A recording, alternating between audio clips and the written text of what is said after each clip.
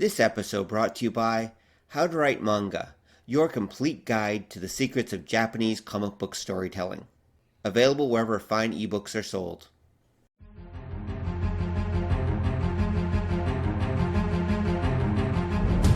The world has gone insane. Cosplayers rule the conventions. Gamers dominate the tabletop and the internet. Sci-fi subjugates the movies, and fantasy rules the bookstore with an iron fist. Only one group can bring order to this unruly mob. A team of uber geeks, masters of the nerdly arts, trained for decades in the hobby shops and basements of the nation. Mobilized by the secret masters, they are the Department of Nerdly Affairs. Hello, operatives, and welcome to the Department of Nerdly Affairs. I'm your host, Rob Patterson, here with my co-host, Don Chisholm, who is laughing in an inappropriate manner, because tonight we are going to be discussing horror RPGs. We previously discussed post-apocalyptic RPGs, so now we're tripping the night fantastic and going into the realm of horror RPGs. And joining us tonight is going to be our friend, Chad. Hi, everybody. Welcome to the show, Chad. All right, so as I said, tonight we're going to be talking about horror RPGs. I think we're going to start out by having Don tell us about the different kinds of horror RPGs, at least as he sees them. Okay, the thing that makes horror as a genre different from other kinds of stories and that, I think, is the idea that in a horror story, two things happen. Number one is... You piss your pants? If you're lucky, because it's supposed to be that the heroes are at a huge disadvantage. Right. Like, victory is not assured. And kind of tying into that is that in a horror story more than any other, things happen that the characters and or the audience don't understand and may never understand. Okay. But does that mean the GM can just randomly throw stuff at them? In theory, yeah, for a game it does. Okay. It can lead to bad form because, tying into what you were saying, there's different kinds of horror, and there's two that I think are appropriate for role-playing games. One is what I guess nowadays they call personal horror, which would be like your Dr. Jekyll, Mr. Hyde. It's the idea that something you don't understand, something that you can't defeat, is coming from within you, from within your personality, from within your own psyche, that sort of thing. Right. And I think especially for horror games, you get what I guess you call pseudo-horror, which has trappings associated with horror, but it doesn't have that inherent sense of loss. Right. Like for what do you mean by loss? Well, for example, it would be... you watch like a slasher flick and you know that all but one of those kids are going to die by the end of the film. If you're lucky. Yeah, like that's essentially, that's a given. That's where the horror part comes in. In a role-playing game, you don't necessarily want it to be that final. It does become a little difficult when you have a group of players who probably don't want to die halfway through the game. Yeah. And to rectify that, what they'll be outs, there'll be ways to defeat the villain. So it's not true horror, but it kind of looks and feels like it. Right. A good example would be the original Ravenloft module for Advanced Dungeons and Dragons. It's a vampire in a haunted house, and it's got like ghosts and like mysterious like townsfolk in that, and it really does play like an old Universal Pictures kind of monster movie. Except it's still Dungeons and Dragons, so everything is still level appropriate, and it's still possible to defeat the enemy, beat the monsters, and there are still random encounters, and I think there's like a dragon in the basement for some reason and stuff like that. No, although I would like to comment, though, that in the majority of horror movies, I mean, this has shifted over the years, but in the majority of horror movies, usually the monster, villain, whatever, usually does get defeated at the end. I mean, that's so the audience can, all, breathe a sigh of relief and go back to their lives and not have to worry, too much. I mean, that's part of the whole horror experience, right? They wind you up and then they eventually let you down, just like a roller coaster. Yeah, it kind of depends on the era too. Like the old Universal monsters would, but there would be the one of the ideas is there would be a price, Right. that somebody would one of the heroes that usually be a team because some of them just aren't going to make it. That's true. Yeah, when you get to the 60s, the 70s, you had some more nihilistic ones where you would have movies that nobody wins at the end. That's true. And then it's again, it ties into that idea, getting into the games of what exactly is it you're trying to achieve with your story. Mm-hmm. Like I say, a true horror story, if it's not going to be that the players are totally outgunned, it at least feels that way. Right. Okay. And that's where you get like the movies, there's always a race to find the monster's weakness. Right. Whereas in a role-playing game, a lot of them, because of the nature of gaming, and because you know you're playing a game, de facto there's this understanding that there's a way to beat the monster. Yeah, of course. Although, mind you, wouldn't you actually make the argument that a lot of horror RPGs tend to work as sort of one-offs and not really extended campaigns because it makes things a little bit more, I guess, final. That there's this fear that, oh, I'm gonna, this might be it for the game, and my character doesn't survive, right? Yeah. It kind of does. You get some kind of weird mixes because the very first horror role-playing game is Call of Cthulhu. Yes. And it's written with this assumption that you will have a campaign that you'll be using the same characters over and over, but it's also written because it's an early game. It's 1981. There's a lot of mechanical representation going on in role-playing games, and Cthulhu does that, and it does it while still adhering to Lovecraft's humanity is doomed theory. So the published adventures are always written with the assumption that the players win, but you're fighting monsters like Cthulhu himself that does 21d6 damage on a hit. And the most hit points a human character can have is 21. Oh, okay. So you're basically just rolling to see how dead you are. Right. And it's written like that. You're facing down these implacable, unbeatable foes, but it's written as if you're going to somehow win, which doesn't happen. And it's getting at like what Chad was saying. Aren't they one-offs? Cthulhu kind of pretended it wasn't, but played out like it was. Yeah, I was going to say, I seem to recall that a lot of the adventures were more about either circumventing you would discover, like, let's say, for example, there's a monster in a mine that's affecting the town, right? And it was not so much about killing the monster. At best, you could maybe, blow the mine up, the entrance, and it would seal the thing away. It was still there, right? It's just, right. That's the most kind of final way you could deal with it, assuming it didn't kill you at some point, but... the threat's never really gone anywhere. It still lies in wait, and a couple hundred years later, when they bulldoze the mine to put up a Starbucks, the horror starts all over again. Starbucks is horrific enough, Chad. Yeah. That's why they're everywhere. Yeah, exactly. Okay, I see your point. So really, they're almost like a mystery then, where you're trying to find out exactly what is going on, and once you do, the solution is not to confront the monster or kill it, but just find some way to just temporarily lock it away or seal it away, because you're not going to defeat it. Like, chances are, you wouldn't actually ever go toe-to-toe with Cthulhu himself. It's more about you take the cultists out that are about to summon him up. Yeah. Right, yeah. Right? You basically, the entire team loses if they win, kind of thing, right? So... That's kind of more what it was. It's like this grim, overreaching horror where you're just supposed to, at best, avoid it, or slow it down, but never stop it outright. Right, because you can't. And the problem too, well, and also given the fact that your characters slowly go nuts, like it doesn't lend well to long-term, long campaigns because your characters over time will just go crazy from what they're learning and seeing.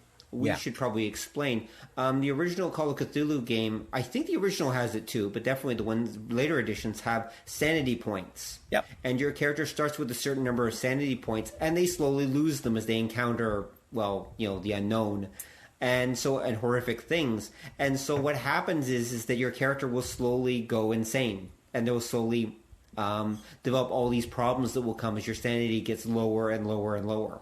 Yeah. Mm-hmm. And then...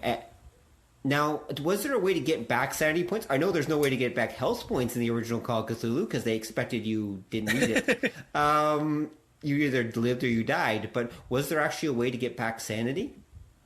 Yeah, there was a few in the game. What you could do was beating monsters, or at least stopping their plan, would get you points.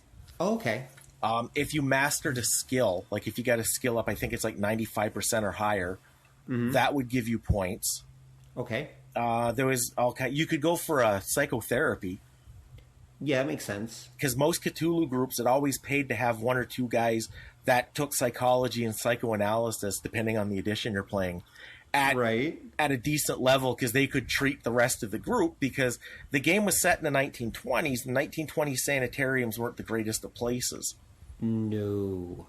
And the game represented that. So your character could go in to get treated and come out with, like, all kinds of crippling diseases, and he was beaten by the staff at random intervals and stuff. Right. Yes. Right. So, like, in a nutshell, if you saw something horrific, the best plan of action was to go see a shrink and learn, like, automotive repair and do really well at it, and you were fine. Yeah, pretty much. Because then you could drive away. Exactly.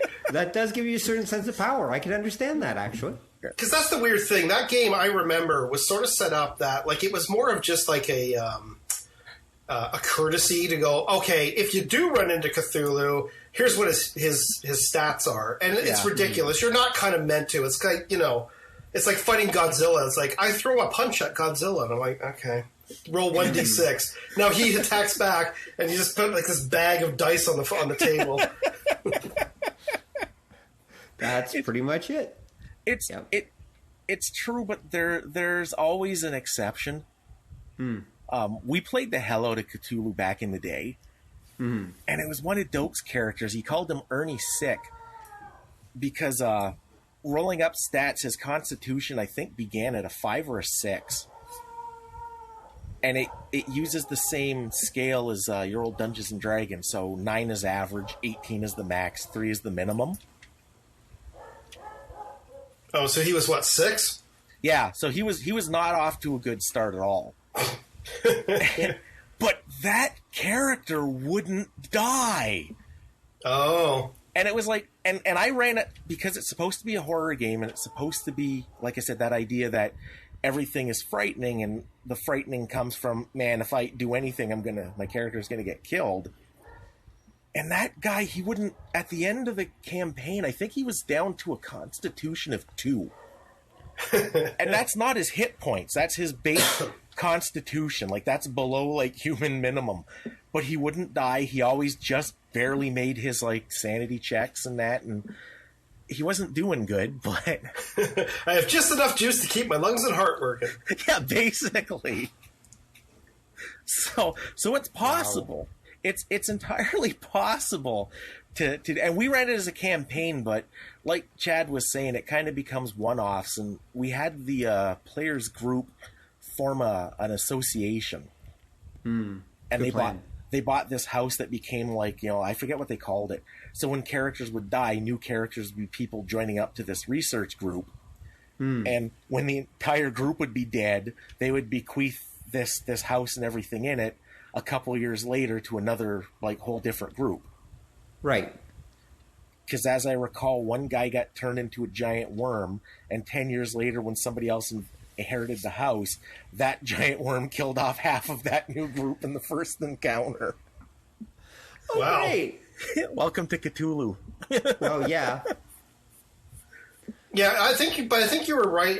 One of you said this earlier, that the games are more presented as like a sort of a mystery that the characters are supposed to slowly unravel. Right. Yeah, and because I think this game, there's a sort of a popular theory that this game was sort of spawned from, in particular, one of the Lovecraft stories, the Dunwich Horror, which is about basically an invisible monster running amok in a town that was sort of brought in through through a guy letting his wife have an affair with like an outer-worldly monster, and this is one of the spawns it creates. So, okay. And basically, what it is that it's this sort of there's a collection of professors from the Arkham University that discover this, and then because they're trained in these ways, they go to the town and basically get rid of the thing by, I guess, doing an incantation that gets it out of our plane of existence, kind of thing, right? Yeah.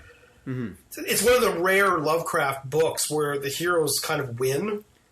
Normally, it's this. Call Cthulhu. Call Cthulhu itself is all about people trying to stop Cthulhu from being resurrected. Well, it's more about people sort of discovering that there's this weird cult that's like worldwide, and it's a countdown to them basically unleashing Cthulhu on the world. Right. You know, and the books wrote in this sort of like circular pattern. So the idea being that as the reader, you're reading about how this other guy stumbled across evidence of the cult and then died for it because he was kind of given this horrible knowledge, and now guess what? You get to too, because now you're in on the group. You're in on it, yeah. Yeah. Okay, definitely. All right, so I just want to back up, Don. So, Don, basically what you're saying is that there's like 3 types of horror games then.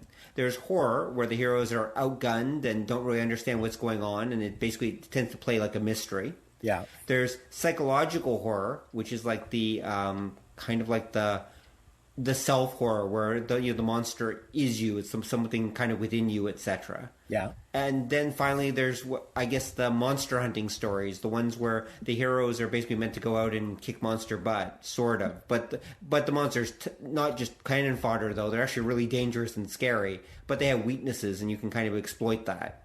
Is that it? Yeah, generally. And then what you can see when they first started gaming those kind of things with the Cthulhu game is the very originals kind of a weird mix of all of that.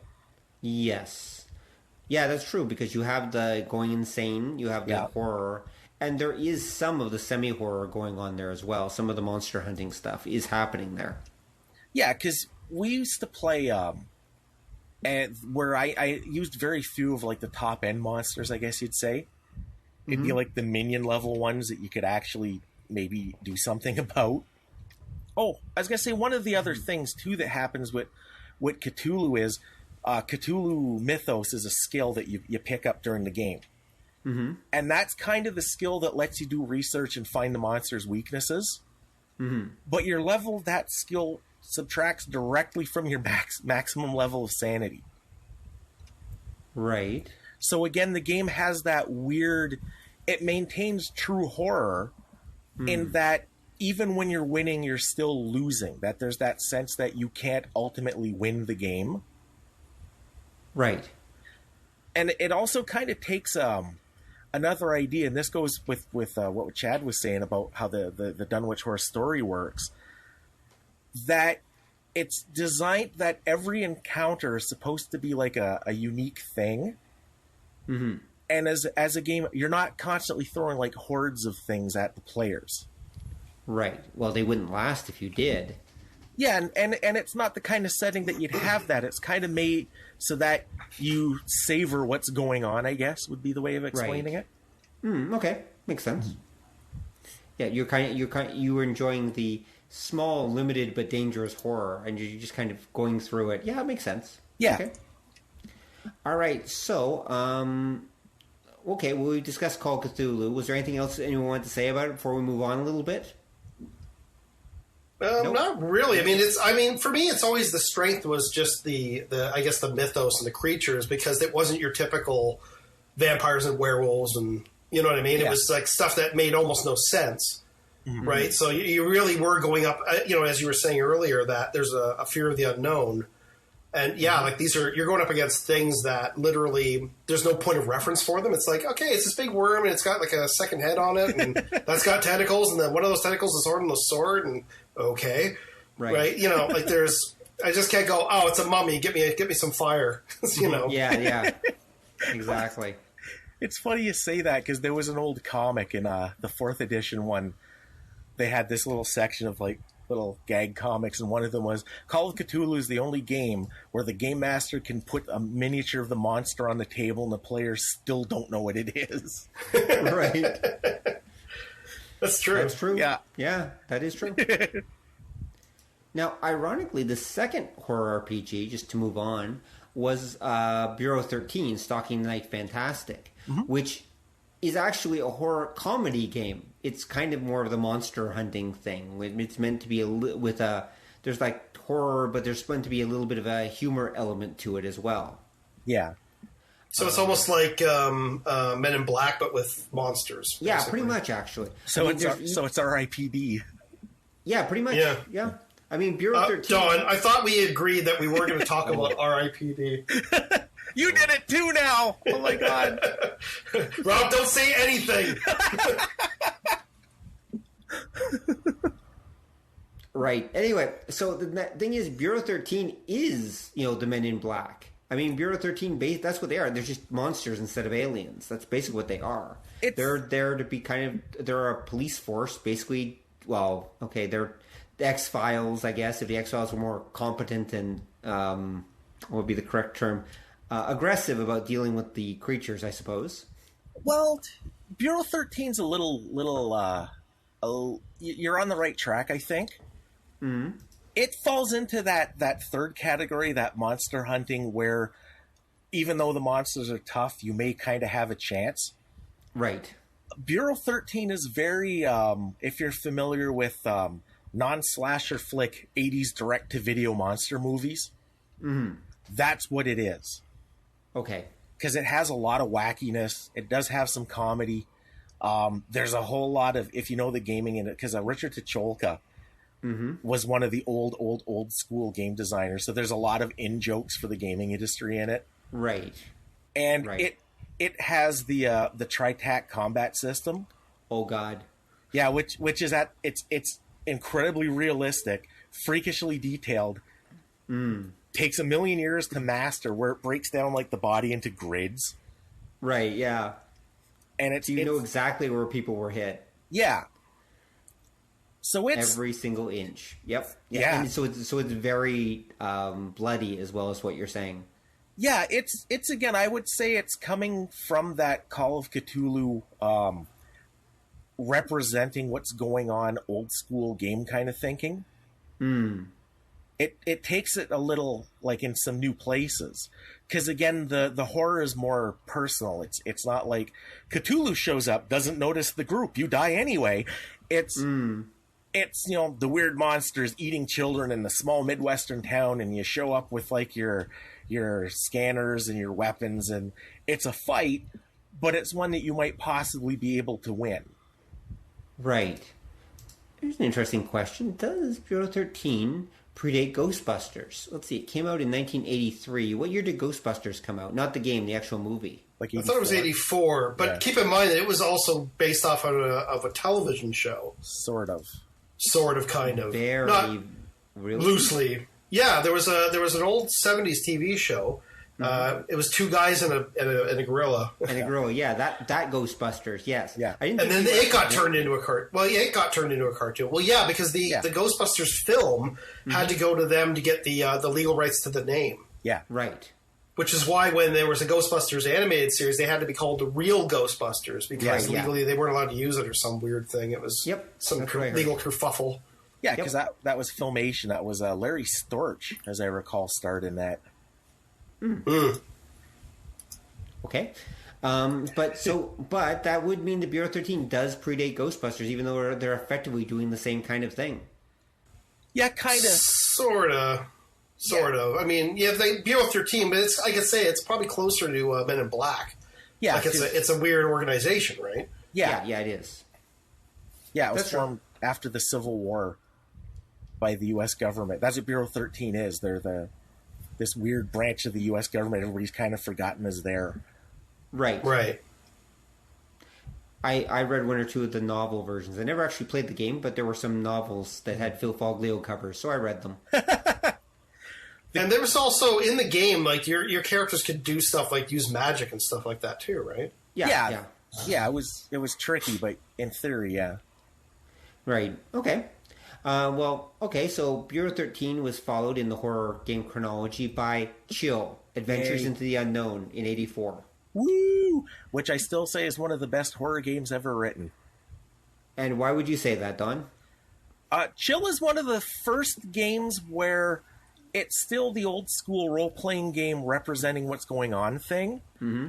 But it takes a few steps towards, I guess, that more storytelling narrativist kind of idea. Mm-hmm. Like, for instance, the combat system's pretty stripped down and frightening in a lot of ways because everything is armed or unarmed. Okay.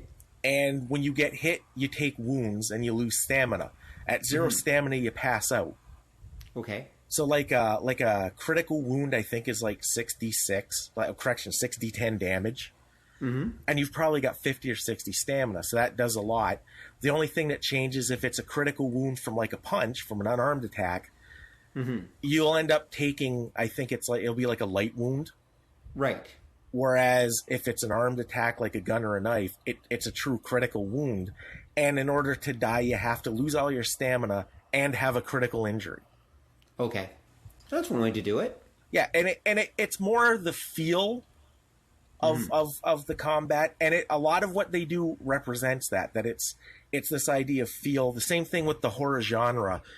The monsters have a lot of powers that represent kind of things that had become typified for horror at that point, but nobody dealt with. Okay, such as? The best is Haywire. Okay. Which is a power a lot of the monsters have that anything within a certain area of them doesn't work.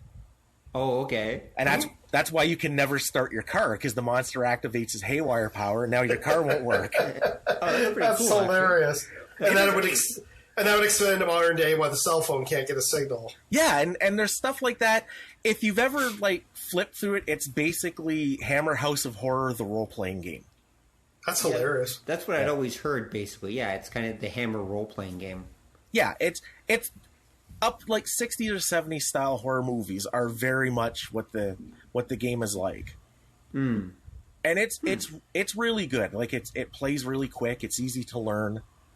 The monsters are weird. And the idea of the monsters is that they come from the unknown. Right. Capital U, and it's another dimension that every so often interlaps with ours. Right. Because we had played a campaign, because this is another game, we played this thing to death back in the day, where the players actually ended up going to the unknown, and when they were there, basically, they were the monsters. Wah, wah. Yeah. Oh. So you'd run into a ghost town, and it would be this kind of weird, vague kind of copy of a town with these spirits of the deceased and evil souls kind of half alive, half going through their day. And then the players would show up and they're lively and vibrant, and it would mess with the ghosts who would be horrified of them and go to hide and stuff. Oh, so they do that. It's like they go, human! And they just run out of the way and jump into a suitcase and it runs away on 2 legs. And... Yeah, exactly. Which wasn't official from the game. We added that. They did a supplement that let you play as the monsters. Mm-hmm. And again, it was that kind of old school horror movie. It was horrifying and comedic because there's rules for if you're playing the monster when you eat your victim finally. Mm-hmm. There's different rules that if their willpower is below a certain level, you get more XP for them. Mm-hmm. And if you can get them to totally panic, you get more XP for that. And it's basically just the more cruel you are to the guy before you kill him, the more points you get. Oh, okay. And what were the monsters like? Was it just a smattering of your typical classic monsters, or was it kind of weirder stuff? Or they did a good job because they do a mix. Mm-hmm. So there were werewolves, and there were the ones in the basic book were your typical, you get bit by a werewolf, and on a full moon you turn into one and you're evil. But then they did ones they did the Loup de Mal, which are the guys that would wear the wolf pelt and use magic to turn into werewolves and that. Right. And they did a good job of mixing it up with same thing, vampires. They had a whole ton of different kinds of vampires. Because that was the game that had the vampire ninja.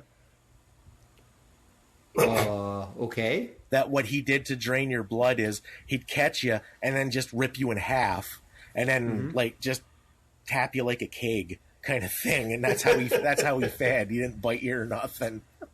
Wow. And it was interesting. The monsters and that, it was well done, and they were really weird and well thought out, and that's why I say they did a second edition that I don't think was quite as good because again they tried to gamer it up a little bit. But the original one was great. The original vampire book, if you're looking for source material on vampires and thoughts about what makes a vampire, it's a classic. I would definitely say get a copy because they talk about the changes that happen and what it's like to be an undead and why they act the way they do. Okay. And it was like I said, it was absolutely fantastic. And again, I highly recommend the original. Oh, okay, cool. Okay, that is pretty awesome. Just complete side note. So I'm looking at, of course, the RPG Geek list as I'm going through this. And there's like if you look on the left side of the screen, there's a list of like other games and supplements and stuff like that. Yeah. And I just noticed that what is it? 1, 2, 5th from the bottom. There is a game, and I guess it's a game called Planet Motherfucker. Okay. It is a post-apocalyptic RPG. Planet Motherfucker. Okay. Wow. It kind of fits because to continue your side a touch, I've noticed that a lot of games now are doing these weird 1970s versions of things. Like I've seen 2 different games that are like 1970s TV sci-fi games. Right. Yeah. Okay. Makes sense. And I think that probably kind of falls into that category because that sounds like a 1970s thing. Well, apparently the Cold War, the atomic war happened in 1965. Okay, there we go. So instead of resulting in a grim, gritty wasteland where they struggled to survive, it altered the fabric of reality itself and turned everything into a psychoholic grindhouse world where giant rat men drag race hot rods against murderer-minded robots, where lunatic wolfmen square off against brickhouse Amazons, where living dead girls, doom nuns, and American witches command the awesome powers of the bump and grind occult. So it's Rob Zombie, the role-playing game. Pretty much, yeah. Okay. Or, I was about to say they just used the word I was thinking. It was grindhouse. Yep. Okay. It's like a grindhouse version of Gamma World. Yeah, pretty much. Weird. And it motherfucker. Well, that's weird. Just total aside. Anyway, so we'll continue on, I guess. Okay. So the next game on the chronological list, anyway, is the Ghostbusters RPG, which they actually did. I always wanted to play it, but I never had the chance. Did either of you actually ever get a chance to play the Ghostbusters RPG? I actually did. Yeah, you did. So did I. Okay, obviously that was me, bastard. No, I think this was. We only played it a couple of times, and it was interesting because I think they described it as an RPG light. Yeah, like it's got really loosey goosey, fast rules about. It's not really meant to be like very dice heavy. It's everything can be just kind of boiled down to very simple moves, and you just kind of roll the number of dice you need to win or not. And it's not really meant to be deep. It's just meant to be kind of very quick and fun. And okay, so it's meant mostly for like one shot fun games and things like that. And no, you actually could do a campaign on it, but in terms of how it was set up, though, it was like the characters were very simplified, and even I think Don, refresh my if I'm saying this or not correctly, but I think every character had to have a goal or a specific drive that like an interest or something. There was something that drove the characters. So it'd be like science would be something. So your character would always do sciencey stuff. Yeah, right. Or money. Money was a driving force. I think sex was another driving force. You always. You always try to make it. Yeah. You're always trying to make out with the clients. Yeah. Well, you could pick, and as I recall, that was how you gained experience. Was how well you how well you lived up to that core concept for your character. That's actually a really cool idea. I mean, I've heard of similar games to that before, where the whole point is that you have your concept and you get experience points for playing out that concept. And I think it's a good idea for role playing games. Well, it gives the character instant context in terms of how you're supposed to play them, right? Because I think in the context of the game. You're basically, it's the idea of it's supposed to take place after the film where the Ghostbusters have franchised their business. And so the idea being is that you're playing basically in your own hometown. They've opened up a franchise. So if we played back in the day, Rob, we would open up a franchise in London. That'd be awesome. And deal with hauntings that happened in London. And, right. So that's kind of what the basic idea was. Right. Okay, that's very cool. Okay, yeah, I bet it would have been fun to play. If you've and got the unfortunately, I didn't get the chance. Yeah, you need the right players. I believe that. Yeah, it also added the ghost die, which was an interesting thing. Oh, that's right. Yeah. Yes, because someone, I think we used to play. Who was it we used to play with? Was it us, our group chat? That someone had a ghost die D6. And so it was Dave. One time. It was you? Okay. No, it was Dave. Dave had it, and it would always pop up. Right. Where you'd be like, roll D6, and there's a ghost. And I don't know where that's from. Oh, okay. Yep, I remember. Okay, yeah. So that was pretty good. Apparently, it actually came with here's some fun stuff. It came with Ghostbuster permits, damage waivers, ID cards, badges.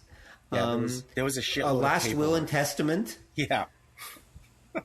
And refresh my memory, Don. Was it the when you rolled a ghost, like something unexpected would happen if the ghost came up? Yeah, because the game worked. Your stats were how many dice you rolled, and usually you had 4 or 5, and you'd roll them, and you'd also roll the ghost die. That you'd roll as one of. I think you rolled it as one of the ones you dropped, and if the ghost came up, you fail in a spectacular way, no matter how good you are or what you're doing. Right. So it's critical failure. Right. Yeah. So if you were using, like, say, something to do with being smart, and you're trying to disarm a bomb or something, and it gives you a number you're supposed to beat. So you send in the smart guy who has the most amount of dice that he can roll to go over that number. Yeah. Right. So if the guy's like a genius, has 6 dice worth of numbers, that he's going to put down 6. No matter what happens, he's going to get at least 6. Kind of thing. So that was kind of how but that's actually a very simple, easy system. Yeah, you just kind of, it's very light and just kind of coast through it.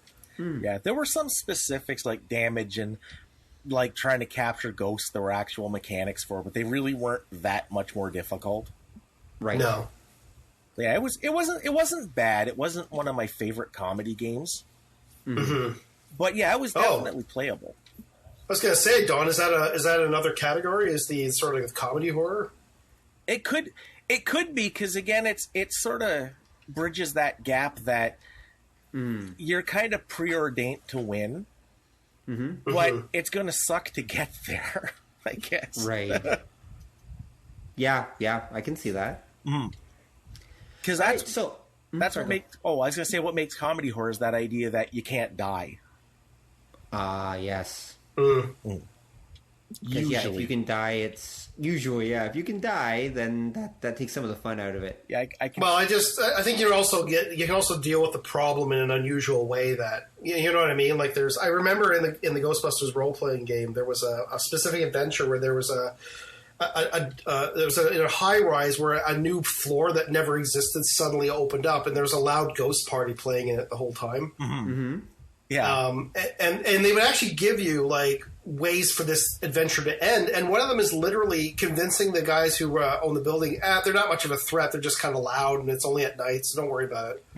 Right. Yeah. Just let the party run its course. It'll run out in a couple of years. But that's right. That's very Call of Cthulhu. No, just ignore the problem. Hope it goes away. Yeah. Right. We'll just put a big sign on the door that says "Do not enter." Yeah. That's funny. But at the same time, one of the other ways you could go into the party and basically convince the ghosts that the party sucked, and they would all just leave. Right. Yeah. That's pretty good. Oh, good times. I like that. All right, so chronologically then, the next game on the list would be GURPS Horror. Which was, if I recall right, the very first GURPS game. This is GURPS first edition, because we're back in 87 here. Yeah. There would be a second edition as well, but I believe this is still for first. You might want to explain what GURPS is, Rob. Oh yeah, GURPS. Steve Jackson's game, the Generic Universal Role-Playing System. It was the first, if I remember right, actual generic role-playing system. I mean, technically. Well, there's debate of whether the Champions Hero system is technically the first, or whether it's GURPS as the first. Because Hero, they would later on, they used it for Champions, and then the Hero system, they would eventually use it for other games. And so does that make it generic? Because they did use that same system for other games? Or is GURPS, which came out, obviously, as a generic game right from the beginning, count as a generic game? As the first one, anyway. Yeah, but if you go back, Dungeons & Dragons, Metamorphosis Alpha, and Gamma World all pretty much use the same rules. That's true. Yeah, because there was a lot of... GURPS was kind of the first universal system marketed as such. Right. But when you go back, a lot of companies had their own house system. Like the Call of Cthulhu rules use the RuneQuest rules. Like they're the same system. Right. And so did Elric. And like... that's true. Stalking the Night Fantastic, that's the Tritax system that they used for Fringeworthy and Incursion and all the other stuff. So GURPS was really just the first one that they made to be generic right from the beginning. It wasn't based on any particular setting. It was designed to be a generic system. Yeah, I think that would probably best way of looking at it. Okay, well, I could see that. Anyway, so it included the very first psionics rules for GURPS back in the day, because there was magic, but I don't think they had psionics. It also introduced the fright check rules. Yeah. Which GURPS hadn't had prior to that. For obvious reasons, they introduced the fright check. And it covered 3 different settings, the Victorian era, the Roaring Twenties, and a modern era, with the obvious intent for being, I suppose, more... Hammer horror for Victorian, probably. The 20s would be Cthulhu-esque, and the modern would be, well, whatever you want. Probably maybe more slasher, because this came out in 87, right? So the slasher films are still popular. Horror's doing pretty well at this point in general. But and of course, the GURPS rules themselves, one of the nice things about them is that they're a very realistic rule, sort of, relatively speaking. So again, like that Tritac game, if you're playing GURPS characters, you can get messed up really, really easy. Yeah. And so that adds a certain level of fear to the whole thing. You do not feel invulnerable while playing a GURPS character. No. That other guy having a knife is actually a scary thing, and you want to get the hell away from him. Mm-hmm. So, GURPS, I have a copy of it around. I don't think I was actually able to play it as a horror game. I played GURPS in many other kinds, but GURPS Horror. But I always wanted to try a game that one. I think that would have been fun. Mm. All right, since there's no other comments, let's move on to... Well, actually, I'd like to kind of point one thing out, because we're kind of getting to where this is gonna be important. Mm-hmm. When you look at the horror games, everybody's still more or less doing Cthulhu at this point. Right. The Ghostbusters one's a little different. Chill is taking those steps towards like a whole different kind of thing, but the Chill game never quite took off. Mm-hmm. GURPS Horror is very Cthulhu. It's very... anybody who's played GURPS, like you were saying, GURPS tends to be more realistic. Mm-hmm. So the horror, it keeps the idea, but it doesn't quite have the feel because, again, part of horror is the unknown, and because everything is so well defined in GURPS, there isn't a lot of unknown, and there isn't a lot you can really kind of fudge to fake the unknown. That's true. I mean, it's not as bad as the hero system where literally everything is quantified, but in GURPS, you probably do have more of a sense of the stats, but that can go both ways, though, because you know just how vulnerable you are in GURPS. Yeah, it can. It's again, it comes from that Call of Cthulhu thing, like when you played Cthulhu, if the players knew the stats of the monster, it just made them scarier. That's true. So, and it's... Okay. Horror was pretty good for adding to other campaigns. GURPS kind of does another horror thing later on that's more to my liking, I guess we'd say, but I think we'll be getting to that. Well, we'll be getting to this other stuff in a second, but first we should probably visit Palladium Games. Okay. And their entry to the list, of course, Beyond the Supernatural. Which is the Palladium... obviously a horror role-playing game. Yeah. Although I would classify this as, for the most part, like, it's basic, especially because the Palladium system itself is so... It's the opposite of the GURPS system. Whereas the GURPS system is meant to be realistic, the Palladium system is meant to be heroic. Yeah. And so as an end result, when you make a role-playing game with that system, you're going to end up with basically a monster hunting game. There's not really an option there. You're going to end up with heroic monster hunters who are like, tracking the evil down and blowing it up real good. Yeah. Yeah. Do you guys play? You guys play Beyond the Supernatural? Oh yeah, I loved it actually. I thought it was really interesting because it was almost like the monsters were still a threat, but you could actually give them a run for your money, or a run for their money rather, just because you had really, really weird ideas. That's what I kind of liked about that game. Like they had the different kinds of psychics. Yeah. In that game, including my all-time favorite, which I think was called the Nega Psychic, or was that what it was? The Nega Psychic. No, that's I remember that. The Nega Psychic, yeah. The guy that disbelieves that there are monsters so badly that he actually creates like a negative energy field, so like stuff doesn't affect him. Yeah. Yeah. So like, the vampire tries to hypnotize me. He's like, well, please, there's no such thing as vampires. It legitimately doesn't work. Right. Yeah. It's an interesting idea. It does kind of throw things off a little bit, but again, that goes along with the more heroic aspect of the game. Yeah, well, we found out interestingly that you're right, Rob. It was not meant for like playing average people. Mm-hmm. There's a adventure I sat in on where we tried to play as normal people, or at least I tried to roll up what essentially would be a normal guy, and I couldn't do it. Uh-huh. So I had this janitor in a school that was basically Arnold Schwarzenegger. That like was this unstoppable killing machine that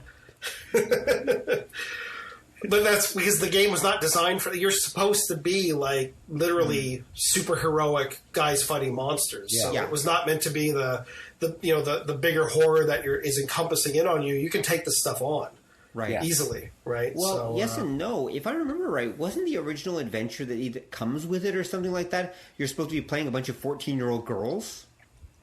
That doesn't sound familiar to me. There is, but there isn't, because beyond the Supernatural, there's two different ways of doing characters. Mm-hmm. Because you could play normal people. There's a little section for that where basically you roll your dice and pick two skills is what it kind of amounts to. Mm-hmm. The one you're thinking of with the 14-year-old, where you're playing like a group of like 14-year-olds, it's not a regular adventure for the game. Mm-hmm. It's kind of showcasing this idea of playing normal people. Okay. Because there's a few sample adventures. One of the other ones is you play like a family that just moved into a haunted house. Okay. And it's the same idea. The characters are made using these innocent bystander rules. But the idea is if they survive the adventure, then you pick a regular class and flesh them out. Right. Then they beef up. Yeah. Because that was... When it came out, we weren't huge fans of it. Mm-hmm. It's interesting, and Beyond the Supernatural became the Palladium magic and psionics system. Right. Like every game that afterwards used those systems. They had a different one before. Mm. But that was what we didn't like, because it wasn't really horror. Oh, the monster shows up. Okay, Bob, put up your psychic shield. Dave's going to start an exorcism. I'm going to use my pyrokinetics to take him out. Well, that's a weird superhero game. That's not horror. Yeah, no. Yeah, there's a catch to that too, because the original rules that it was Randy Peterson that wrote it, I believe. No, Randy McCall. Randy McCall was the one who wrote it, and the original version of the game wasn't going to be a Palladium game. He wrote a straight up horror style game, but then. They did a rewrite. Kevin Simbita did a rewrite and made it part of the Palladium system. Oh, I see. And then that created there was a friction between the two of them for years after that. But that's why if you look at the cover, there's the three guys fighting that whatever the hell it is. Mm-hmm. That whatever the hell it is this like ancient rat demon that was in the original version of the game. Oh, I see. Okay. Yeah, and that's why it doesn't show up anywhere. It's because it was and I wondered that. Yeah, and that was the deal with that it was originally supposed to be a very different game, but that was the point when everything Palladium did was going to use the Palladium system. Right, because again, we're at the point where every company wants to have their system. That's the touchstone. That's what makes their games unique and makes people love them and their system. Yeah. So yeah, it's a marketing thing and totally understandable. All right, so I will say one last thing about that game, if I may. I did really like their take on vampires. Okay. The way they explained it in that game, which is, I think they called it the vampire intelligence. So if someone gets killed and bitten by a vampire, what happens is the person dies, and what amounts to an alien, I guess, life force gets in there and sort of hijacks the body. Okay. So the whole idea of like the tortured vampire that just still wants to be human, that's all baloney. It's like literally something else at the driver's seat. Right, yeah. You know, but because it's in the head, it's in their body, it uses all the memories. That's why it can say, "Oh yeah, come on, it's me. Don't you remember when we were kids and we built that tree fort?" Right. Like it can use that against people, but ultimately, the person's long dead, right? So I thought that was kind of an interesting take on it. That is an interesting take. That's actually a really good and creepy take on it. Mm-hmm. Yeah. There was some stuff that you could do with it that added that idea of the unknown, because we had a campaign. They found it was a cursed sword, and all I did there's a type of entity, like what they called ghosts, that can inhabit things. It can inhabit physical objects, right? And I just rolled that up and said, well, it's a sword and it talks to you, and then it can use its regular abilities and do like these weird powers, and nobody figured out it's just this basic monster out of the book. Right. So you had a little bit to play with. And it like I say, it was interesting. It just didn't seem terribly horror to us. Right. No, it really isn't, actually. You're right, Don. It's more of like a weird superhero game in a lot of ways. Yeah, it definitely is. It's monster hunting. It's a monster hunter game. Yeah. As opposed to a horror game, really, in a lot of ways. Yeah. As opposed to what would be next on the list, which would be It Came from the Late, Late, Late Show. Yes, a classic. I'm afraid that one I've never even seen a copy of, which... I actually had it. I had a copy of that. Yes, I did. I think it's the one I'm thinking of. Is that the one, Don, where you're also... It's this weird meta game where you're also playing as actors in a movie. Yep. Okay. That is pretty weird. So wouldn't that... But it's meant to be a comedy, right? I mean, it's the B-movie horror role-playing game. Well, it's the B-movie game, because right. I've actually got all 3 books for it, and you can do different kinds of B-movies. Horror is just one of them. Oh, okay. Yeah, it's again, if you've got the right group, it's awesome. Because, like Chad said, you play... The way characters work is you roll up your character, and your character's an actor. And then the adventure is a movie, and there's different roles based on the movie. So it'll be like the dashing lead.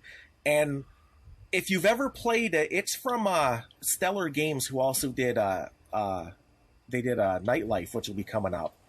It's the same rules, right? But instead of luck, you have star power, and that represents how famous you are, right?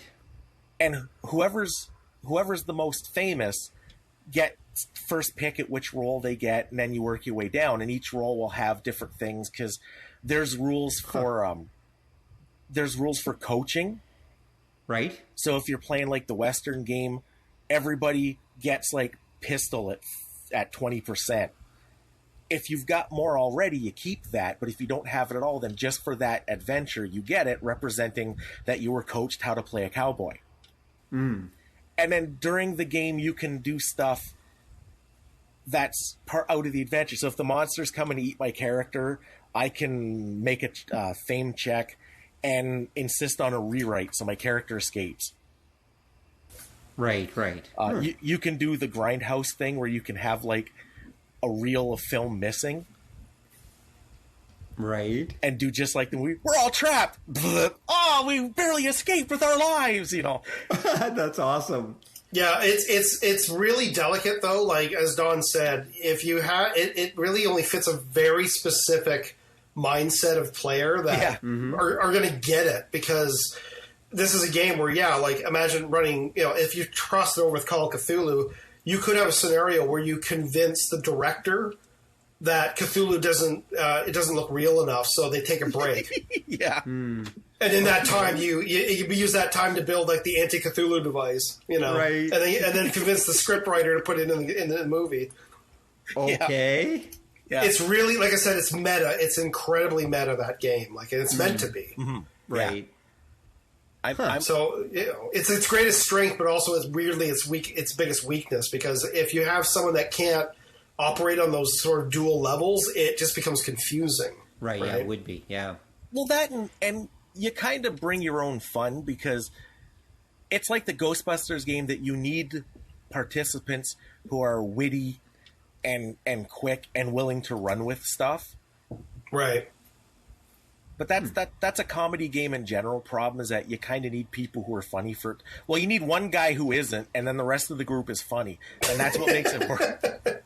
Right. And you just tortured that guy for the rest of the game. Yeah, because it's like I said when we played Paranoia with Romero. He'd never played. He was a serious gamer, and they made him squad leader, which in Paranoia means that you're just basically there to take blame for what everybody else does. Right. Right. And it was beautiful. He never played again. But So you traumatized him, is what you're saying? well, yeah, which you're kind of supposed to in Paranoia, so it's all good. Okay. Well, that's true. It's Paranoia. Yeah. All right. So moving along, then the next horror role-playing game that I'm going to mention is Nightlife. Yeah. Which came out in, let me double check, I believe it was 89. Am I close? I think it is. It's like 89. 1990, actually. Yeah. 1990. I was close. Anyway, so Nightlife is basically like it's the vampire role-playing game. It's kind of the World of Darkness game. You're basically playing monsters, and you're playing what they call the kin, who live secretly among humanity, and there's a whole bunch of factions and groups of them. And some of them want to defend, humanity and keep the peace. Humanity they refer to as the herd because, for obvious reasons. And then there are people that don't and basically want to just slaughter the herd and or do horrible things. And usually your characters are members of the kin subculture or culture that are trying to actually keep the peace in one form or another. Or you can play it like as clan factions or however you want. Yeah. The game itself referred to itself as a splatterpunk role-playing game rather than a horror role-playing game per se. Mm-hmm. And that's because, remember, you are monsters. It in some ways it's almost borderline monster superhero in a way. I mean, but there's a lot of really weird monsters. Like, it's not just vampires. There's a ton of monsters. I had both books for the game. And a lot of them are really weird. Like, one of my favorites was the German vampire that basically, their head, their neck, and their organs would pop out of their body. I thought that was from Thailand. Penang Gangling. I can't pronounce it. Oh, yeah, is it from Thailand? I thought it was a Thailand. I thought there's a German one that's like that too. Anyway, but yeah. Oh, probably. Yeah. There's the there's this it's this, and you could have that as a player character. You would just have the ability to fly and everything, but it's just your head, your neck, and your organs. It's not the rest of your body that's flying around. Mm-hmm. I think Pengallan, wasn't it? Pengallan. Yeah, something like that. Yeah. Anyway, but so that was one, and they had all sorts of bizarre things where like guys are like made of worms and all sorts of really, really bizarre and weird monster characters, and you could have any of them as PCs. Some of them were not intended to be PCs. They did make that clear that some of them are just so weird. It's like, and so nasty that you really couldn't imagine a character playing this. Mm-hmm. But if you want to, go right ahead. Yeah. And it was not too bad. It was an okay game. I ran it a couple times. Chad's played it because I ran it for him. Mm-hmm. I'm trying to remember though, Rob. Wasn't there something in the game that you're supposed to like keep your humanity in check? Because I'm thinking back to what Don said earlier about. I believe there was. Yeah, there was some humanity thing. Yeah. Yeah, because then. Sorry, go. Oh no, I was gonna say because using any of your monster powers, you'd lose humanity, and feeding, depending on how it is that you feed, you'd lose humanity. Right. Yeah. Because that was drain, as they called it. Yeah, because that was the idea, and this is kind of the first. It really is like pre-World of Darkness, World of Darkness. Right. And it still counts, even though, like you say, it's kind of a weird superhero game. I'd count it as horror because it's got that personal horror.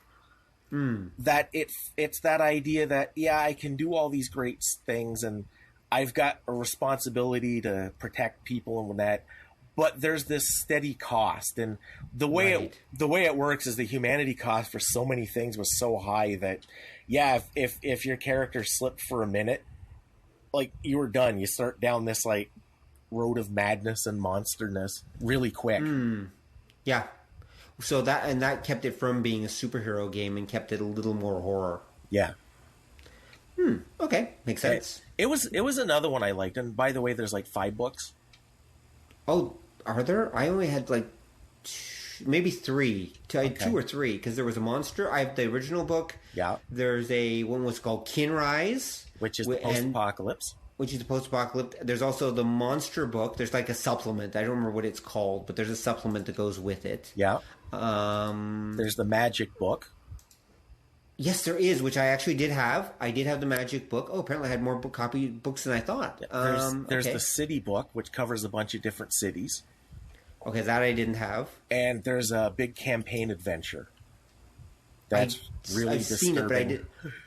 So I think the ones I actually had were, cause I don't remember there being a monster book, but I think that's the magic book. I think the magic book just happens to also include a whole bunch of other monsters with it. No, there is another one, because the one you're thinking of talks more about there's different life stages for the Boogly monsters. Oh, okay. And there is a book that details that, and I think it has like more monsters in that. Oh, okay. Yeah, because I know I had the magic book and the original one, and I thought that there was another book that actually added lots more monsters. Yeah. And because I thought that was a really cool idea. Anyway, all right, so let's continue on our little journey then. They did good stuff. Stellar Games did a lot of good stuff. I'm kind of disappointed they didn't get farther. Yeah, because actually, wait, so Stellar Games, the ones who did Nightlife, were also the ones who did the Late Show game. Yep. And I suddenly realized that. They did After Wars, which I almost have a copy of. And they did, there was a spy one they did too, but I've never seen the spy one. It's like super rare. I assume when you say you almost had a copy, what you're referring to is you have like a PDF of it or something. No, I ordered one. It hasn't arrived yet. Oh, okay. It's in the mail. Okay. Yeah. I had to get it because, like I say, they're one of the companies that, from like the golden age of role-playing games, they did smaller books, they did more focused books, but they have this weirdness to them, and they give you a lot of room and encouragement to take off with it on your own. Right. And I kind of miss that sometimes. Yeah, okay, I can see that. I can definitely see that. All right, so let's see. Next on our little list would probably be worth mentioning Ravenloft. Yeah. Which of course is I think we already mentioned it, is the D&D horror role-playing game, the original one anyway. Which works fine. I mean, that's that's pretty cool. Okay, so movie, and of course next on the list would be, coincidentally enough, the World of Darkness game, the very first one, Vampire the Masquerade. Yeah, I think you got to kind of differentiate, because I don't think all the World of Darkness games are really horror games. I would agree with that. Most of them are actually soap operas. Yeah, but they're horror. Like, Vampire's a horror game because, again, it's that idea that the horror comes from inside. Right. Like, you're constantly fighting against your good and bad sides during the game. Right. So I think that's why I would count that as like a straight up horror game, not just because it's got vampires and stuff in it. Oh, okay. That's fair enough. If I remember right, it's the vampire game. You're a vampire character. You belong to one of the clans, and is the vampire game the one where you have the shadow? Like you have your shadow's dark self that you're fighting against? No, that's Wraith. Okay, Wraith is the one we have. Yeah. What's vampire? Vampire I thought had something like that too, didn't it? Vampire, you have one of your stats is humanity. Okay. And it's another one like that. Yeah. It changes in different games because different kinds of vampires. The original book, you're part of the Camarilla, which are basically, I guess you'd say, you're good guy vampires. Right. Other ones will have what they call a path, which is like your personal philosophy. And it works like humanity, but different values. And then that's the idea that as it goes down, you become like more and more of a monster. And by doing more like atrocious acts, it it weighs on your humanity. And the way they set it up, and I used to make everybody play it out, because again, the White Wolf stuff we played to death as well. If you did something that would cost humanity, and it depended, because the game stats go from 1 to 5 or 1 to 10 based on the stat. Right. For humanity, the average person would be at like a 7. Which means, like, if I just assault someone for no reason, well, that's like the cutoff point for level 7. So if I did that, I would have to make a conscience roll, which is another one of your stats, for it not to drop to 6, because that means that I thought it over and I felt bad about what I did, kind of thing. Right, right. And I used to make the characters play that out. Like, you'd have to kind of give the reasoning, and if the difficulty of the roll be based on the reasoning you gave for your character. Right. Okay. And it worked. It worked because the WAD stuff is kind of the beginning of, like, your narrativist games. Right. The focus being on the drama and the character over the plot and the adventure. Right. Okay, that makes sense. And so I guess that does lead in. Okay, that puts it in the horror category. Yeah. I vaguely remember playing it, but I don't remember it being particularly horror. Like I said, it tended to be people with it usually tend to be supers with fangs, basically, where usually you were like out hunting like evil vampires or trying to stop that enemy clan or whatever from doing evil stuff. You were the Crime Crusher. The Crime Crusher. Oh, yeah, the Crime Crusher. Yes, yeah, the Crime Crusher. Did I just hear a poom? Yeah, that. Yeah, that thing. You should explain what that is, Don. Go ahead. Way back in the day, you had comic magazines. Warren put them out. One of them was Eerie, and it was horror stories. And they did this one about this like uber violent superhero guy that at the end you find out is actually a vampire, that he's crazy and thinks he's a superhero. But because he only eats bad guys, the cops kind of turn a blind eye to him. Yep. It's like their little take on Batman, right? Yeah, basically, yeah. Yeah, he's Batman, except he's eating them. Yeah. Okay. And he's an actual bat. He can actually turn into a real bat. Well, yeah. There we go. That'll do it. Next on the list, unless you want to spend more time with Vampire. Actually, here, before we go on, though, so what effect does Vampire then have on the horror games that come after it? Like, how does Vampire set a new standard? Because I know you've mentioned that before. Yeah, basically what happens is after the White Wolf stuff, everybody does the White Wolf stuff. Because the White Wolf stuff makes a ton of money. Yeah, like it's like the Image Comics things. White Wolf came out of nowhere. Within like 2 years, we're one of the biggest companies going. I think they were like number 3, which when you think how far 1 and 2...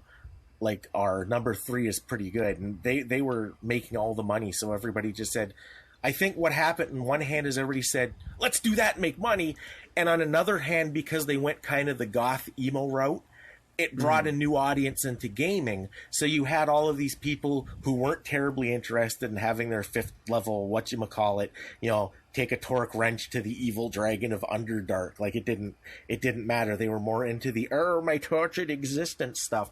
And that kind of that changed the nature of gaming for a long time. I could see that. Well, it changed the focus more from like running around the monsters, stopping the monsters, to that more personal horror you were talking about before. Yeah, and that idea of it being character driven, because you can do that. Like Chad was saying, when you got to some of the games that encouraged, like the Ghostbusters one, alternate solutions. We used to just do that in every game we played. There was one campaign for D&D, they brought democracy to the orcs, and it caused the collapse of their society. And that was our D&D campaign. Okay. Well, that's one way to do it. Yeah. I was going to say, Don, now, I'm curious, is the popularity of this thing, was it fueled at all by, like, things like Interview with a Vampire, where this whole thing of being the monster now became more popular than fighting the monster? Yeah, because what you basically had was... Because Vampires and Race the role-playing game. Like, yeah. It really is. And what had happened was it brought that crowd into gaming. Okay. That, like, prior to that, Even if you look at the books weren't done like gaming books. They looked like coffee table books. Yeah. They looked like art collections that you'd get for famous artists and that. And it brought like a new audience in, and I think that was part of why it took off so much and everybody started doing that. It wasn't just that they wanted to rip it off to make money. It was that mindset had been brought into gaming. Yes. That you had... sorry. Oh, no, go ahead. No, I was going to say it... And I just forgot what I was going to say. Continue. Sorry. Oh, because this is also the beginning of the frustrated writer era of role-playing games. Well, before we go there, one other thing we should mention... Very shortly after Vampire was released, they also released the LARP version of their rules for live-action role-playing. And that's what really exploded. I mean, the regular gamers played the tabletop version, but normal people, they played the LARP version. Yeah. And that became a huge, like, LARP parties everywhere for a while there. Yeah, because, again, it brought a new audience in. It was something that old-school gamers didn't necessarily care about, but people who were more casual gamers or like party gamers or came from like the frustrated actor scene, like a lot of goth types did, that kind of it added that to gaming in general. Yeah, exactly.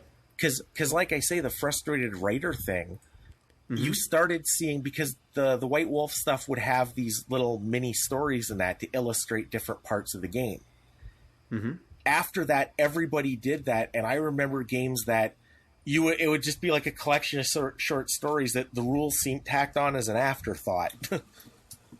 Right. It's like also stats. Yeah, like there was a lot of them like that, and then they started doing it with comics, where you'd have like a little mini comic book intro, and there were games that it looked like they kind of just did it as a game. Just so the gaming crowd would read their comic book, that the game part was actually pretty thin.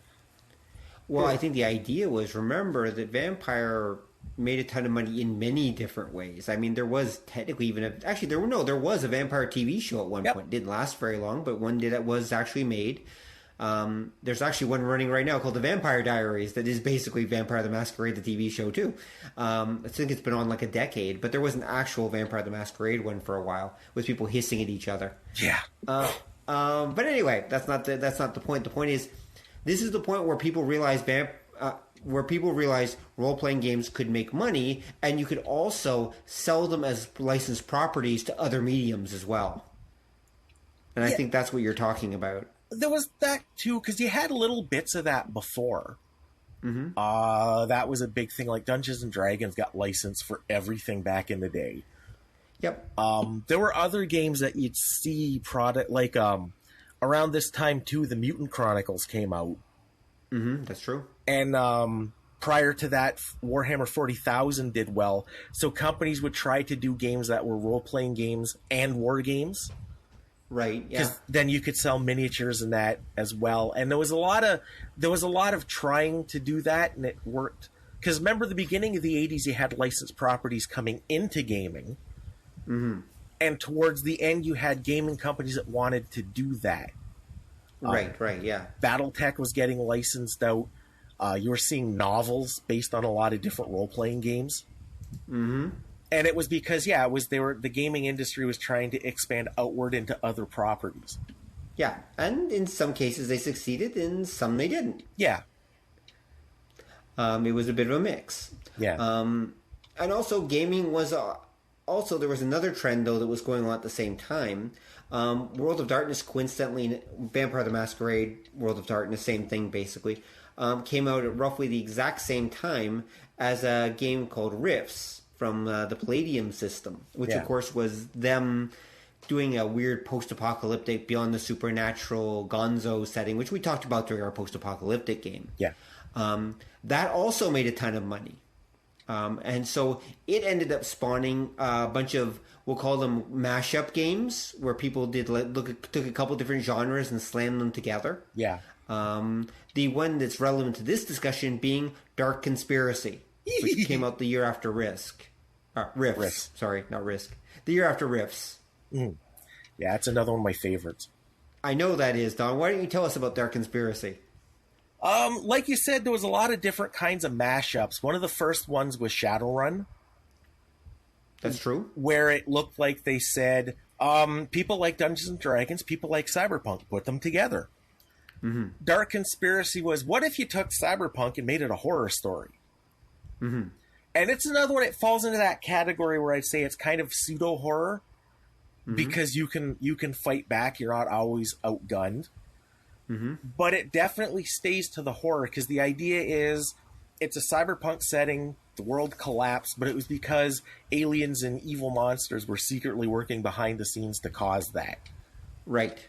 And it does a good job of being weird, creepy, and horrifying. Like the one adventure where there's the secret tunnel made out of baby parts, I think counts. Baby parts. Yep, yeah, because the one group of aliens, they use like biotechnology, but they don't grow it. They have to kind of cannibalize other organisms. Oh, great. So they've been working at this hospital and secretly for a long time kidnapping the newborns and saying, oh, the baby didn't make it, but then kind of dismantling them and stretching them into this like gate that teleports to one of their other bases so they can move back and forth. Awesome. So it's this tunnel with all these little tiny crying faces and hands reaching out for you. It's like, ah, you. I think we just gave a couple listeners nightmares. Maybe we should put a trigger warning at the beginning of this one. Yeah, that's not even one of the creepiest of... Yeah, it's like, are you going to put that as a disclaimer, Rob? May discuss baby tunnels? Exactly. This episode may contain baby parts. But they did a lot of that, too, and it kept the horror idea because two skills that you could pick up were foreboding and willpower. Okay. Foreboding was that, I got a bad feeling about this. And willpower would let you resist different boogly monsters' abilities and that. And there's kind of this slow decline because you find that the different groups fighting the monsters start using some of their technology. Right. And it's got weird side effects. Like some of it will like lower your willpower because it makes you susceptible. My favorite flaw was feed. Okay. For every charge you used in this device, it made you crave a pound of raw meat as soon as possible. Okay, then. So it still has that. It's pseudo horror, but it has that internal horror kind of aspect to it because there is this weird kind of slow decline to your characters. Right. Yeah. Okay. Well, so yeah, there's definitely a horror aspect then. Okay. Yeah.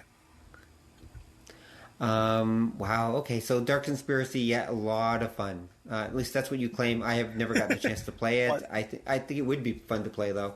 It's another one when you get the package adventures, like a lot of them are unwinnable. Right. Because they do the Cthulhu thing, and then this monster shows up and you fight. The thing has more armor than my house. What am I supposed to do to it? Well, okay then. But I guess since their monsters are already generally here, it's not like you can defeat them or just imprison them exactly. I mean, I guess unless you're again using the aliens' teleport guns or something. No, what the premise of the story is that back in the 50s, we make contact with aliens.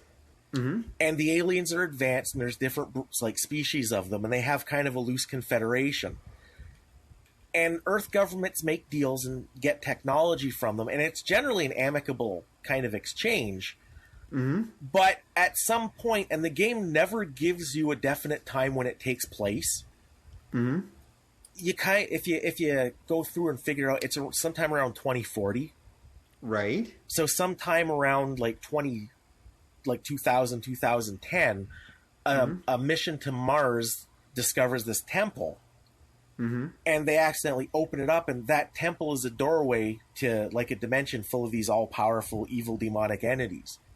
Right. And because the aliens are psychic, these entities start possessing the aliens and turning them evil.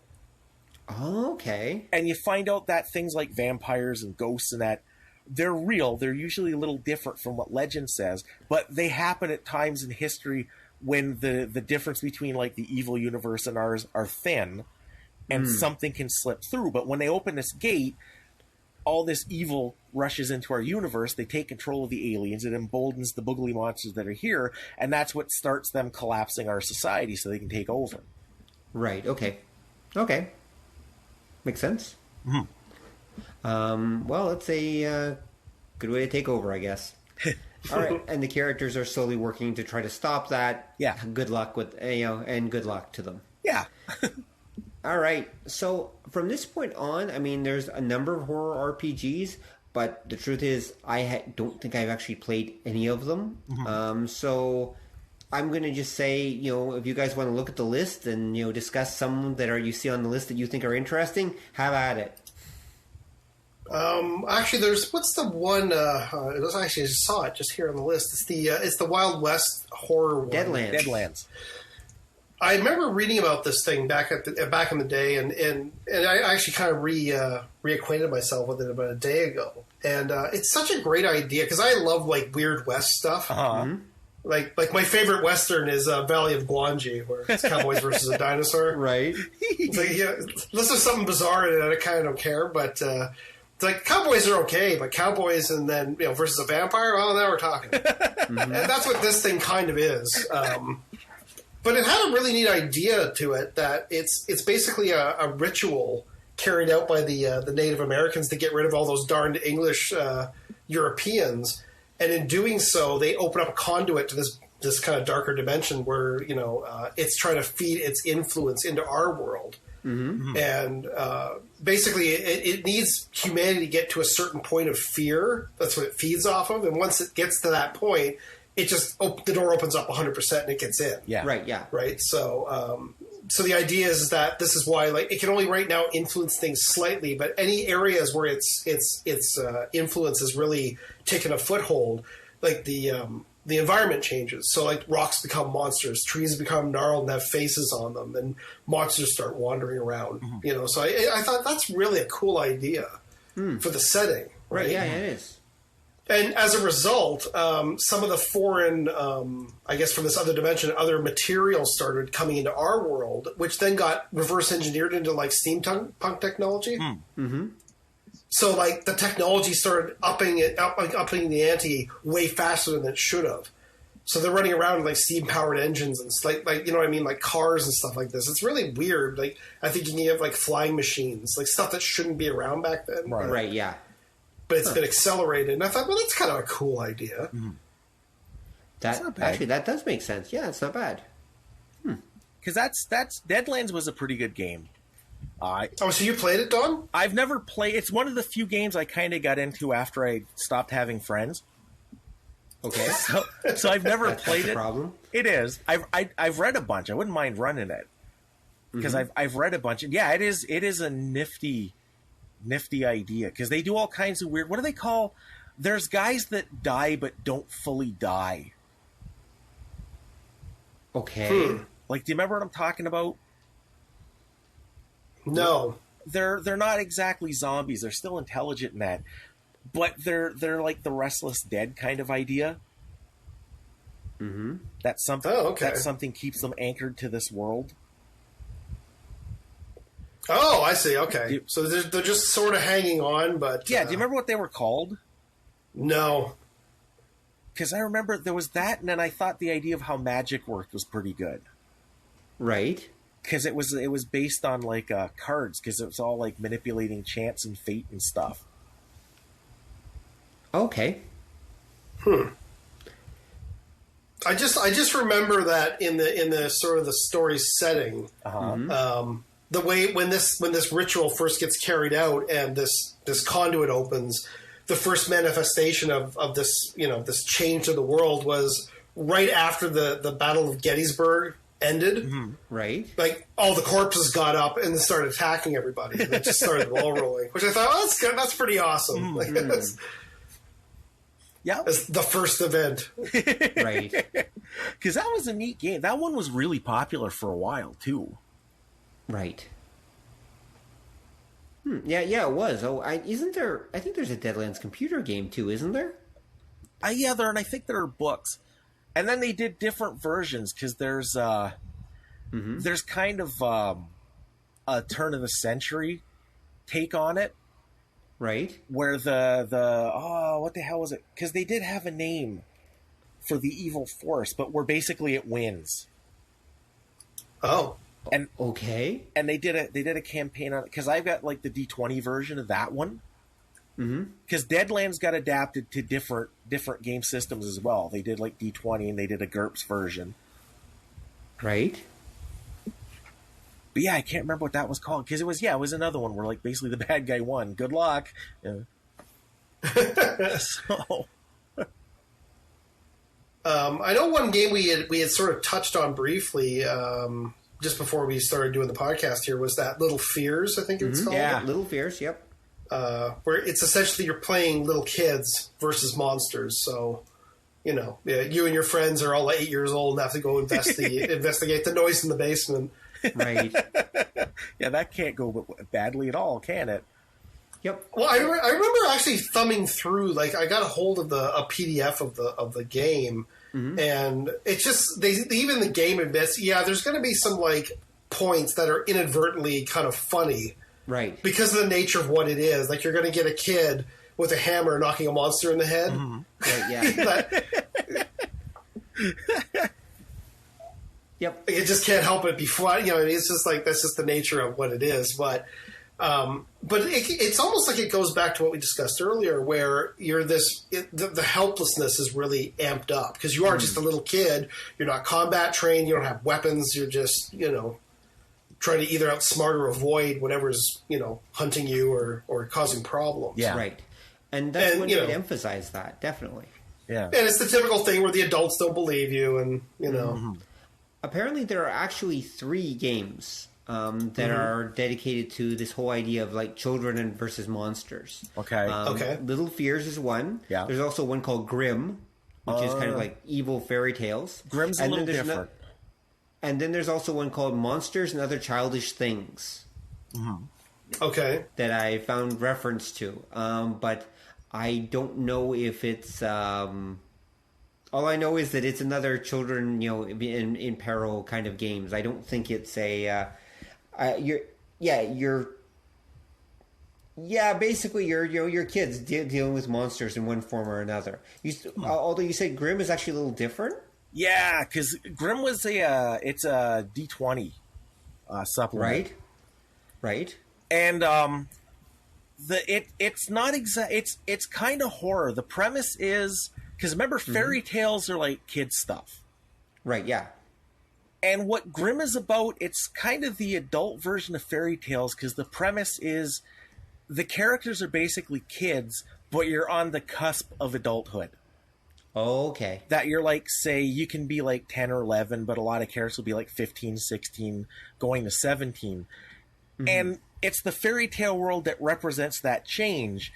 And they do a lot of weird, horrific things. And part of what's happening is as your character's getting older, the way they interact with the universe changes. Okay. So if you're a little kid, because your imagination runs wild, you can do all kinds of crazy stuff. Right. If you're like an older kid, you can kind of ignore a lot of it because it's the nega-psychic thing where it's like, well, that's not real. I don't believe in that. And then it doesn't affect you. Oh, okay. And they did, it's so fucked up. There's so many, because they do like, it amounts to horror version of different fairy tales. So the idea, like, because it's the idea that the bottom is falling out of them because you're not a kid anymore and your perspective in that changes. Right. So as I recall, like Snow White is still in the glass coffin. And she died a long, long time ago, but it's like I think it's like a group of semi-intelligent poisonous spiders that now inhabit her body. So when a prince comes by to kiss her to wake her up, they bite him and kill him and eat him. Oh, okay. And there's all kinds of like weird things like Little Red Riding Hood. She's a vampire in the game. Okay. And because she's this kind of like view of adolescence type vampire, she's like kind of the coy seductress, right? And it plays out really strange because it's that idea of like vampires are kind of, they're human but more, and puberty kind of takes you're who you were but more, and it's that, and the big bad wolf is actually trying to protect people from her because she's out of control. Oh, so she's wandering around in the forest, basically. Yeah. And he's trying to warn everybody. And there's all these weird ones, like the one that I thought was funny is Cinderella is the main villain of the piece. Because what happens, she marries Prince Charming, and it's a horrible relationship because basically she's like so good and noble and chaste that they never really commence like consummate the marriage. Okay. And as this adolescent idea starts infecting the setting because of the characters getting older, it all falls apart. She locks him in a dungeon. She ends up hooking up with Humpty Dumpty because he's not human and doesn't care to touch her anyway. And Humpty's cool with that because he's all fucked up because they tried putting them back together. And now they're the villains who are at the same time trying to dismantle and realign their world because it's starting to fall apart. Okay. Wow. That's weird. That's cool, though. It's really messed up. They did a good job because, again, this is the kind of thing that you could get, like, I guess you'd say crass and play it for, like, shock value. Mm-hmm. And they don't do a lot of that. It really is about that idea. Like, when you read how things play out in that, it really is about that idea of how that shift happens from kid to adult and the weird things it does to you. Right. Huh. Okay. Yeah, so it's not like that, what was it, that Alan Moore comic that he did that was like the grown-up fairy tale thing? Oh, Lost Girls? Something like that. Yeah, it's really not that. It is fairly tasteful, and like I said, interesting. It's another thing I would actually highly recommend. Okay, that's interesting. I had no idea. Huh. Well, I'm glad that came up. I mean, there have been plenty of horror like role playing games. There actually are. It's just a lot of them are just variants. Like you got a lot of them are horror in different settings, like horror in the Old West or horror in old Japan or whatever. You've got a few Asian style horror role playing games that have popped up since. Surprisingly few. Surprisingly few. Yeah. Well, it depends. I mean, there are a few that are more. There are a few that are more in the sense of, of course, the Asian style horror movies, which again are ones where you can't really deal with it. It's usually like an evil ghost or something, so there's not really a lot you can do. There's been speaking of one Asian, here's one Asian one. I don't know if you guys knew. There's actually one Tokyo Black, the hentai. Oh no, it's Black Tokyo. Sorry, Black Tokyo. Hey, you knew it. Dun dun, gotcha. It's Gonagai, the role playing game. Really? So there are like. There are like tentacle monsters in it, right? Yeah, I remember. It's hentai, so there's got to be, right? Remember we used the phrase fan disservice? Yeah? Yeah, there's a lot of that in it. Okay. Yeah, Do you actually have a copy? I've read a couple of the books for it. Okay. There's a couple? Oh, there's like a bajillion of it. The guys that put it out, I believe, is Scorched Earth Productions, who do D20 Modern books, and I like a lot of their stuff because they do a lot of like the really weird, strange kind of things. And they did it. For what I remember, the basic book is really basic. It's disturbing and disgusting. It's kind of supposed to be, and they achieved that. But some of the other supplements they did, because they did a lot of like little 5 or 10 page ones where they take a specific monster or a specific like something and kind of flesh it out. Some of those were actually really well done. Okay. That when they took the time to come up with a backstory and a mythology to things, it's still gross and disturbing, but it's I can't really fault them for it because they make that more part of the story as opposed to just shock value. Okay, so they're using it to enhance the story, and it makes sense, sort of. Yeah. Okay. Let's see. So there are other things. There have been a number, of course, of zombie role-playing games, of course, because, the whole Walking Dead zombie phenomenon. The most famous of these, of course, is All Flesh Must Be Eaten. Is that considered to be like the popular one? Yeah, that's considered to be the most popular one. It's the most famous of the zombie horror role-playing games. Again, one of those things that I'm not sure how scary or horror playing a zombie horror role-playing game would be. I mean, I guess there is that element of, trying to survive, and I suppose that would work. And for some people, that might be great. I mean, but ultimately, there's zombies. The only real danger is if they're in very large numbers, I suppose. At least that's my take on it, anyway. But I'm kind of bored with zombies. I have been for a long time, so. There's only really so much you can do with it. I suppose, like in terms of variation. Yeah, pretty much. And that's why I kind of got bored with them, is because there are only so many things you can do with it, and that's just the way it is. Yeah. I mean, I've seen some nice variations, but that's kind of it. I mean, because we're always back to the same problem, I'd say, which is that you can't just kill off the whole party. Well, you can, and you can, but usually you can't do it at the same pace you would do it in an actual horror role playing game. Yeah. Okay. You could, but yeah, I mean, so. You're just going to end up with really unhappy people who are sitting there or wander off to stare at their phone for a while everyone else has fun. So that's just not good for group coherency and such. Yeah. So eventually, I mean, there's limits to what you can do, right? So I'd say a lot of horror role-playing games, because there's a list of them that we've been looking at, and it's a huge list. I mean, there must be at least 100 games on this list. Right.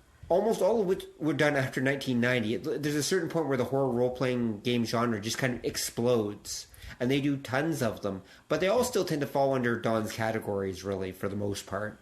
Yeah, and that's the thing with like the horror role-playing games. Like I said, everybody's basically doing Cthulhu or the World of Darkness. Yeah, and there's a lot of Cthulhu games, too. There's been a whole bunch of other ones that have come out, because I guess Cthulhu is maybe in the public domain now. I'm not sure. It might, or somebody just... Because I know there's... somebody might have just got the rights, and now they're pumping it for all they can, because they've been putting out... Different companies have been doing actual Call of Cthulhu stuff in different settings. Okay. So there's like one set in like ancient Rome. There's like this weird diesel punk World War II Call of Cthulhu setting in that. Mm-hmm. Like I've seen a bunch of like, and they're actually Call of Cthulhu. So right. No, I believe it. And some of them are interesting. Some of them are kind of okay. So it's a chance to have a character wearing a different kind of uniform get eaten. Okay, good stuff. Yep, pretty much. So. I mean, I'm sure that there probably are that we're not aware of. A couple of these games are probably amazing. I mean, there's a couple of them that are probably have some really neat ideas and some really cool mechanics for like scaring the hell out of people. But because there's a few like going down this one list. There's a few here I'm familiar with that actually aren't too bad. Right. Okay. I'm looking at Dark Harvest. Okay. The Legacy of Frankenstein. That was kind of an interesting one. Okay. That it's set in like the turn of the last century, and the idea is Frankenstein continues his experiments and he creates his own country based on his experience with like bringing back the dead and making monsters and grafting and all that. Like it had interesting stuff in it. Like that's I wouldn't say it's exactly a different setting, because it's like picture like a whole country full of bad scientists. Yeah. But it lends itself... There was... Oh, what the hell were they called? In the 70s, there was a one of those horror magazine publishers we were talking about. Why can't I remember the name of them? That they did... Their stories were mostly reprints of like Golden Age horror comics, but they did these weird covers, and a lot of them would be kind of like cut and paste versions of other covers, but they were trying to be as like shocking and gruesome as possible. And they would have these weird things. So you'd have like a pack of werewolves tearing a woman into pieces in like a graveyard, and there'd be blood everywhere, but where they'd like pull her arm off, there'd be like gears coming out and stuff, and it was really fucked up. And that's this is basically the game of those covers. Oh, okay. Yeah, there's no other way I can explain it. Wow. Okay. Oh, I can't remember the company now, but yeah, it was like in the 70s. It was like a like a cheapy fly-by-night kind of thing. But they did, all these... I'll look it up. So in the show notes, everybody should come to the website and look it up, because you have to see these things to believe them. Right. No, I believe it. And we'll include links, of course, to this giant list that we're making reference to as well. Yeah. So that people can see just how many horror role-playing games there really are out there, which I'm not exaggerating when I say there's over 100 of these things. But the truth is, a lot of them are just, small indie games or supplements for other games in many cases. There's quite a few. A few of them are very narrow games that are for very specific types of horror, but are generally, they generally still fall into Don's categories of one form or another. Yeah. You're either you're hunting monsters, you are the monster, or the monsters are coming after you. I mean, that's really what horror role-playing games amount to.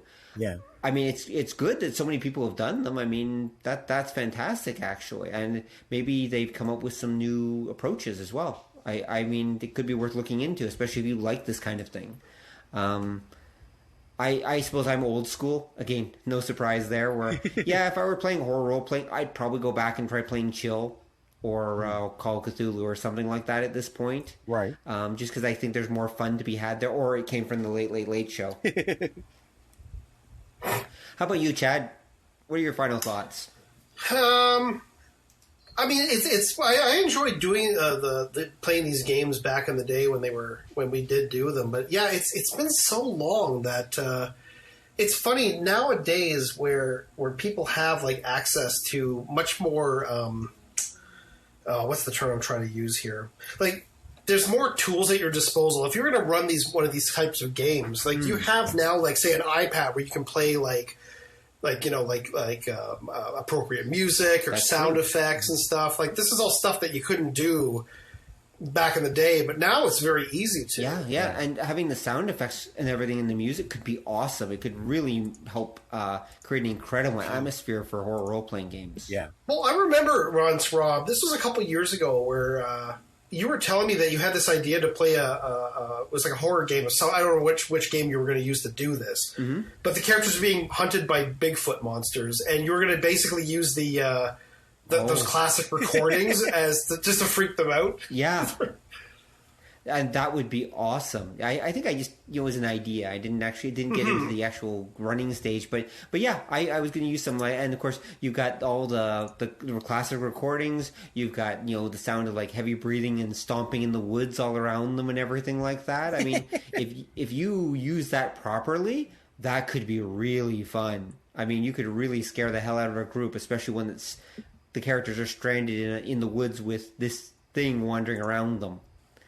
And you could probably make them really paranoid by the end of the evening. Right. Because you didn't have that back then. It was just kind of like you had to build it by shutting the lights off for the most part. Well, I think I have heard of people that actually used to play horror role playing games by candlelight. That was a popular thing. Yeah, we used to. Yeah, there we go. There's an example.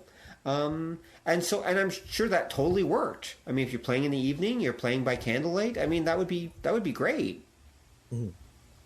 And that would add incredible atmosphere to it. And I think that's what would be one of the other keys. You don't want to play a horror role-playing game in like a brightly lit environment and everything. You want to actually put the characters in a situation where they're going to dread, and put the players in a situation where they're feeling a little off balance as well. Yeah.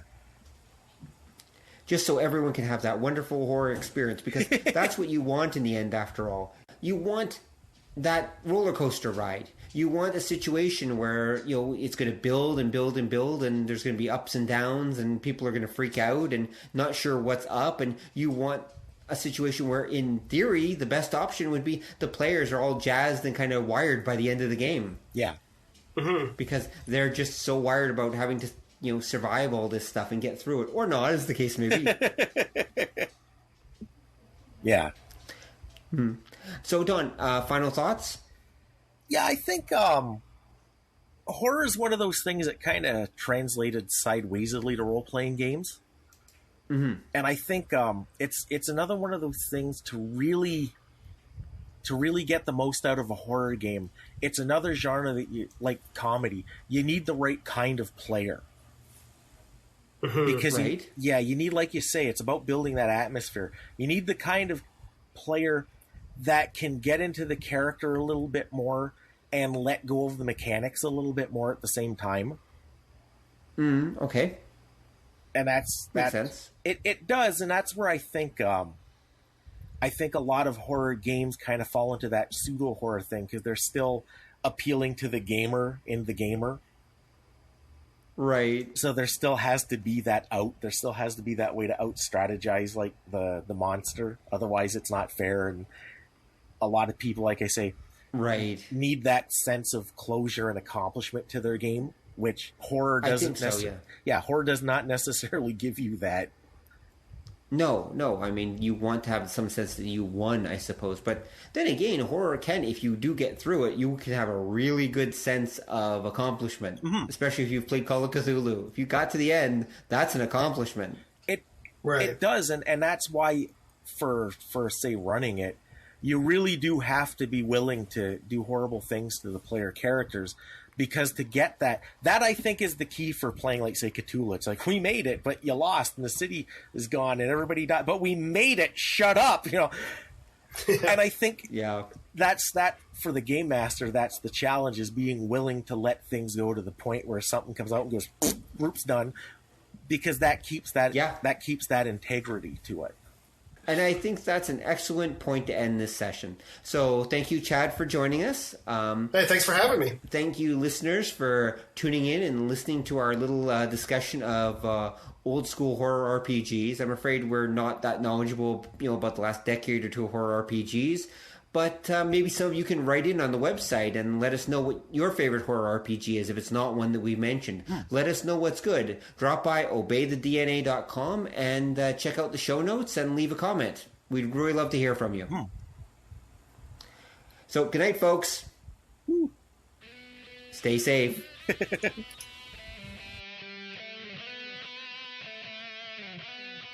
Thanks for listening to the show.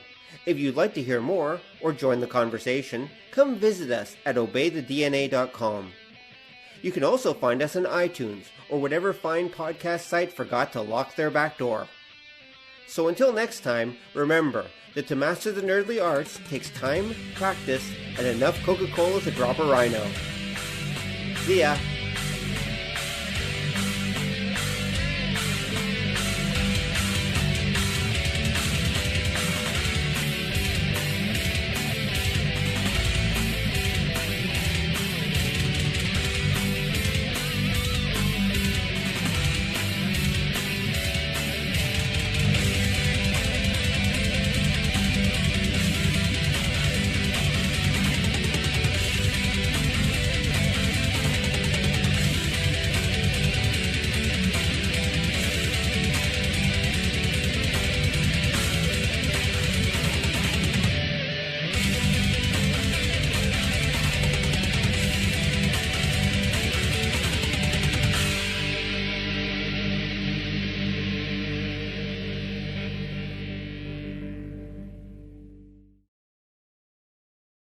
Come on over and join the conversation at obeythedna.com, where you will find show notes and more.